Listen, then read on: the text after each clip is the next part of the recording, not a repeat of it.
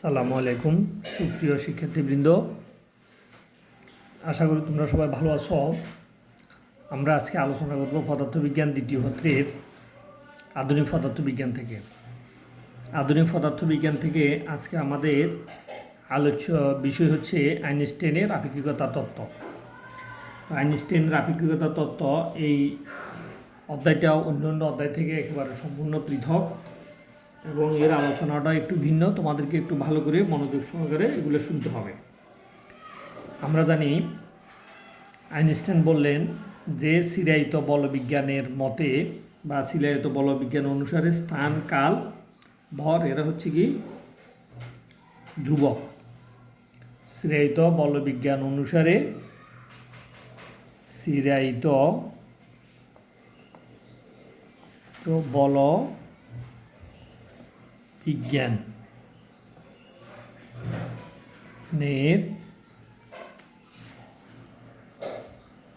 চিরায়িত বলবিজ্ঞানের ধারণা অনুসারে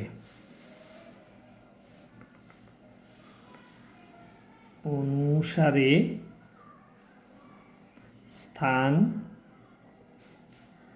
কাল ভর এরা ধ্রুবক। কিন্তু আইনস্টাইন তার আপেক্ষিকতার তত্ত্বে বলেন স্থান কাল ভর এরা ধ্রুবক নয়। আইনস্টাইন তার আপেক্ষিকতার তত্ত্বে আইনস্টাইন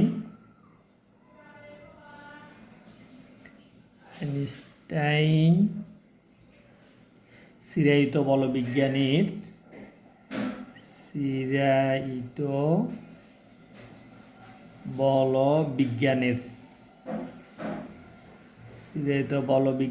এই ধারণা প্রত্যাখ্যান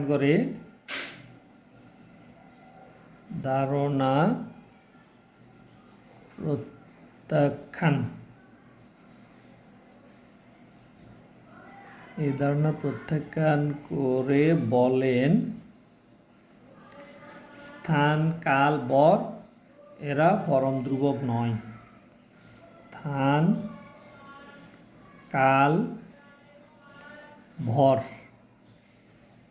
এরা পরম ধ্রুবক নয়, এরা আপেক্ষিক।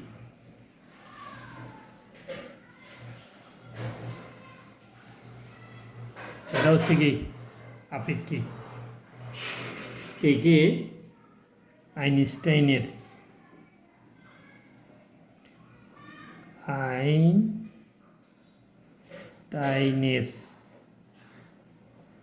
আপেক্ষিকতার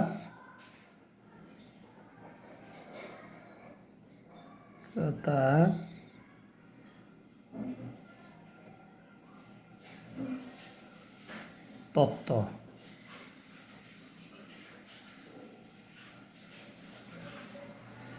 একে আইনস্টাইনের আপেক্ষিকতার তত্ত্ব বলে।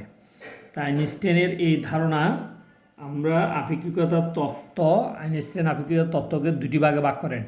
তাইলে আপেক্ষিকতার তত্ত্ব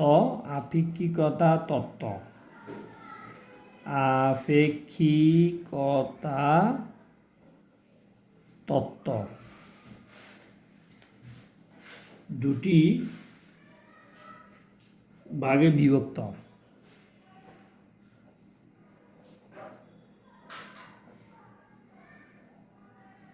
আপেক্ষিকতার তত্ত্ব কয় ভাগে বিভক্ত? দুই ভাগে বিভক্ত। তাইলে আইনস্টাইনের মতে আইনস্টাইন বললেন যে চিরায়িত পদার্থবিজ্ঞানে আমরা যেগুলাকে স্থান কাল ভর যেগুলাকে পরম ধ্রুবক বা চিরন্তন ধ্রুবক ধরে আমরা চিরায়িত পদার্থবিজ্ঞানের সমীকরণগুলা আমরা প্রতিষ্ঠা করছি, কিন্তু আইনস্টাইন তার চিরায়িত বলবিজ্ঞানের এই ধারণাকে প্রত্যাখ্যান করে তিনি ধারণা দেন যে স্থান কাল ভর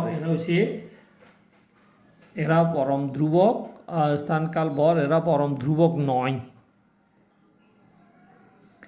স্থান কাল ভর এরা কি না পরম ধ্রুবক নয়। যেহেতু এরা পরম ধ্রুবক নয়, অতএব এরা হচ্ছে কি আপেক্ষিক। তখন এটাকে আমরা আইনস্টাইনের আপেক্ষিকতার তত্ত্ব বলে অভিহিত করি। আপেক্ষিকতার এই তত্ত্ব দুই ভাগে বিভক্ত। আইনস্টাইন তার আপেক্ষিকতার তত্ত্বকে দুইটা ভাগে ভাগ করছেন। একটাকে নাম দিয়েছেন আপেক্ষিকতার বিশেষ তত্ত্ব, আর একটার নাম দিয়েছেন আপেক্ষিকতার সার্বিক তত্ত্ব। তাহলে এক, আপেক্ষিকতার বিশেষ তত্ত্ব। আপেক্ষিকতা বিশেষ তত্ত্ব। দুই, আপেক্ষিকতার সার্বিক তত্ত্ব। আপেক্ষিকতার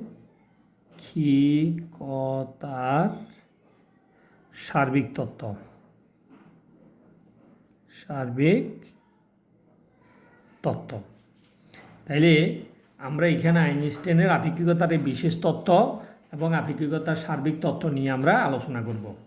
তো আইনস্টাইন তার আপেক্ষিকতার বিশেষ তত্ত্বে তিনি বলেন, গতিবিজ্ঞানের সূত্র, স্থান, কাল এবং ভরের আপেক্ষিকতার বৈজ্ঞানিক মতবাদ এবং এই মতবাদ থেকে আইনস্টাইনের সিদ্ধান্তসমূহ আপেক্ষিকতার বিশেষ তত্ত্ব নামে পরিচিত। তাইলে গতিবিজ্ঞানের সূত্র বলতে আমরা চিরায়ত পদার্থবিজ্ঞানে যে সকল সমীকরণগুলো পড়ছে ওই সমীকরণগুলোর কথা বলা হয়েছে।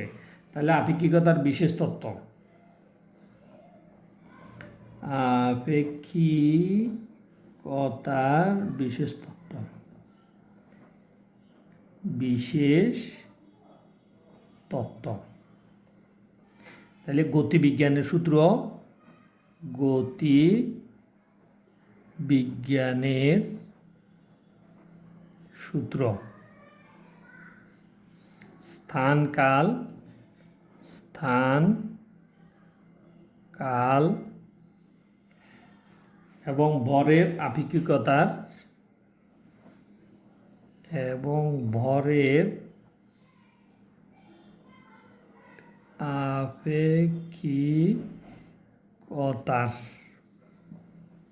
বৈজ্ঞানিক মতবাদ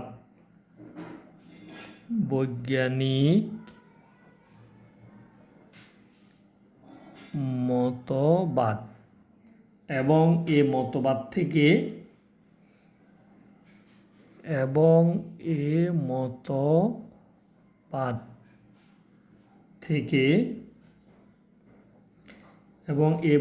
থেকে আইনস্টাইনের সিদ্ধান্তসমূহ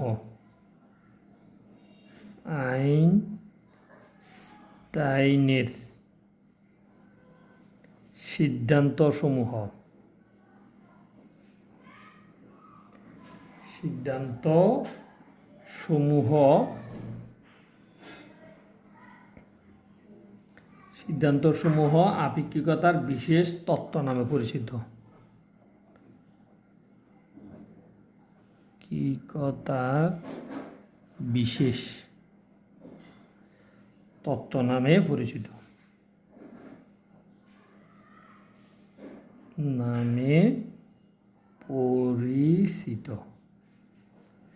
তাহলে আমরা আইনস্টাইনের আপেক্ষিকতার বিশেষ তত্ত্ব, আইনস্টাইন কি বলছেন? আইনস্টাইন বলছেন গতিবিজ্ঞানের সূত্র, স্থান, কাল এবং ভরের আপেক্ষিকতার বৈজ্ঞানিক মতবাদ এবং এই মতবাদ থেকে আইনস্টাইনের যে সকল সিদ্ধান্ত আছে এই সবগুলো সিদ্ধান্ত আইনস্টাইনের আপেক্ষিকতার বিশেষ তত্ত্বের গিয়ে আলোচ্য বিষয় অর্থাৎ বিশেষ তত্ত্বের মধ্যে অন্তর্ভুক্ত করা হয়েছে। তো এখন আমরা এখানে আইনস্টাইনের আপেক্ষিকতার বিশেষ তত্ত্ব তিনি আবার দুইটা শিক্ষার্যে বিভক্ত করছেন। তাহলে আইনস্টাইনের আপেক্ষিকতার বিশেষ তত্ত্ব দুটি শিক্ষার্যের উপরে প্রতিষ্ঠিত। এখন সেই দুটি শিক্ষার্য নিয়ে মূলত আমরা আলোচনা করব। তাহলে আইনস্টাইনের আপেক্ষিকতার তত্ত্ব দুটি শিক্ষার্যের উপর প্রতিষ্ঠিত। আপেক্ষিকতার বিশেষ তত্ত্ব, আপেক্ষিকতার বিশেষ তত্ত্ব দুটি শিক্ষার্যের উপর প্রতিষ্ঠিত।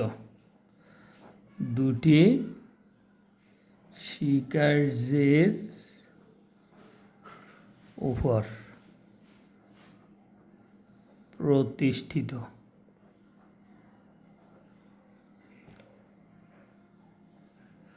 আপেক্ষিকতার বিশেষ তত্ত্ব দুটি শিক্ষার্যের উপরে প্রতিষ্ঠিত। এখন এই দুটি শিক্ষার্য নিয়ে আমরা আলোচনা করব। দুটি শিক্ষার্যের একটাকে আমরা নাম দিয়েছি প্রথম শিক্ষার্য।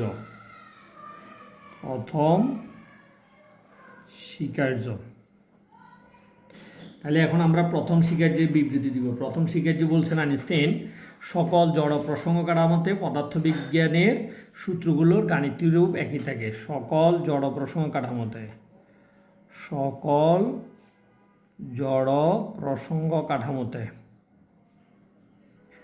সকল জড় প্রসঙ্গ কাঠামোতে গতিবিজ্ঞানের কাঠামোতে গতি বা পদার্থবিজ্ঞানের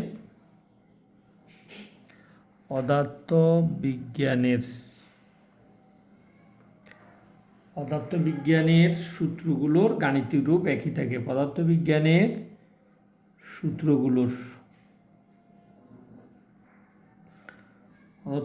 সূত্রগুলোর গাণিতিক রূপ একই থাকে।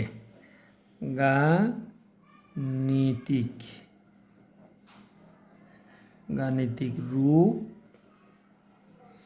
একই থাকে। এখন এই সূত্রটাকে যদি আমরা ব্যাখ্যা করতে চাই, এই যে প্রথম শিকার্যটা সকল জড় প্রসঙ্গ কাঠামোতে পদার্থবিজ্ঞানের সূত্রগুলোর গাণিতিক রূপ একই থাকে। তো পদার্থবিজ্ঞানের সূত্রগুলো একই থাকে, আমরা সেটা দেখানোর জন্য আমরা দুইটা কাঠামো কল্পনা করলাম।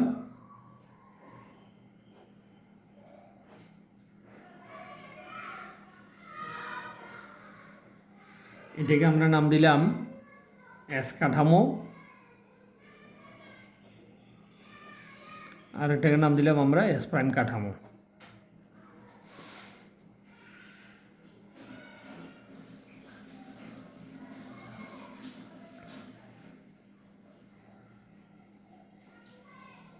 দেখো, এটা হচ্ছে এক্স প্রাইম, এটা হচ্ছে ওয়াই প্রাইম, এটা হচ্ছে জেড প্রাইম। তাহলে এটাকে নাম দিলাম এস প্রাইম কাঠামো।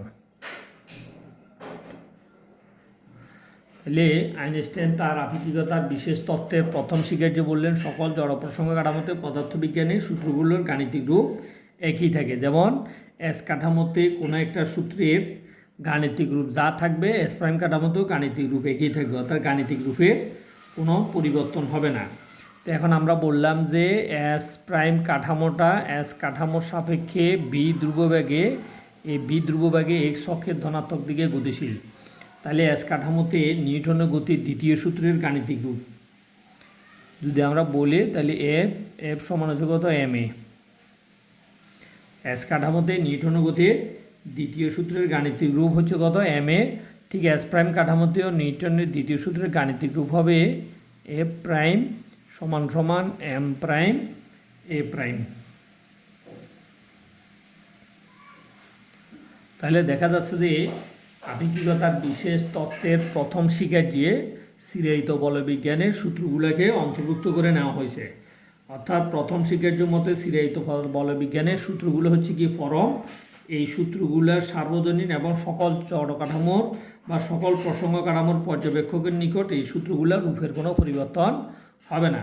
তাইলে এখান থেকে আমরা প্রথম শিকার্যের ধারণা অনুসারে আমরা বলতে পারি যে চিরায়িত পদার্থবিজ্ঞানের সকল সূত্রগুলো, চিরায়িত পদার্থবিজ্ঞানের যত সূত্র আছে সকল সূত্রগুলো এস এবং এস প্রাইম কাঠামোতে তাদের গাণিতিক রূপ একই থাকবে।